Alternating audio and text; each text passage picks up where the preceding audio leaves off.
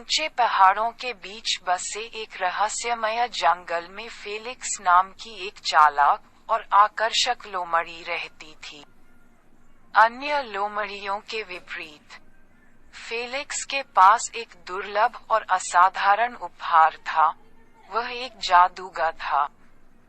उसके चिकने, लाल बाल और चमकीली, बुद्धिमान आंखों में जादू और आश्चर्य की दुनिया छिपी हुई थी। फेलिक्स की जादुई क्षमताएं दूर दूर तक मशहूर थीं और जंगल के कोने कोने से जीव जंतु उसके मंत्रमुग्ध कर देने वाले प्रदर्शन को देखने के लिए इकट्ठा होते थे। अपनी पूंछ के झटके और शरारती मुस्कान के साथ वह झिलमिलाते भ्रम पैदा कर सकता था, वस्तुओं को ऊपर उठा सकता था और यहाँ तक कि सामान्य को असाधारण में बदल सकता था। एक धूप वाली सुबह, जैसे ही जंगल हवा की हल्की फुसफुसाहट से जाग उठा, शांत वातावरण में एक बड़ी हलचल मच गई। जंगल के जानवर फेलिक्स से मदद मांगने के लिए इकट्ठे हुए थे।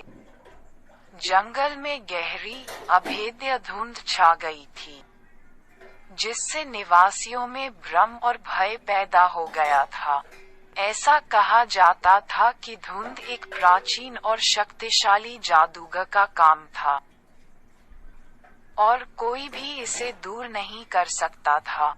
जंगल में शांति और सद्भाव बहाल करने के लिए दृढ़ संकल्पित फेलिक्स ने चुनौती स्वीकार कर ली। आत्मविश्वास से भरे कदम और आंखों में दृढ़ संकल्प की चमक के साथ वह धुंध के बीचों बीच चला गया। जैसे ही वह कोहरे की घूमती हुई रेखाओं से गुजरा, उसने प्राचीन मंत्रों का जाप किया और जटिल इशारों का प्रदर्शन किया, और प्रकृति की शक्तियों से उसकी सहायता करने का आह्वान किया। अचानक धुंध झिलमिलाने और डगमगाने लगी, मानो प्रकाश और छाया के नृत्य उठ किया जिसने धुंध को छांट दिया और जंगल को एक बार फिर अपने पूरे वैभव में प्रकट कर दिया। फेलिक्स की बहादुरी और कौशल के लिए आभारी होकर जानवरों ने खुशी मनाई और जश्न मनाया। उस दिन से फेलिक्स को एक नायक के रूप में प्रतिष्ठित किया जाने लगा और उसकी किंवदंती पूरे जंगल में फैल गई। उन्होंने अपने रास्ते में आने वाले सभी लोगों को खुशी और आश्चर्य देने के लिए अपने जादू का उपयोग करना जारी रखा और उनका नाम साहस, ज्ञान और जादू की स्थायी शक्ति का पर्याय बन गया।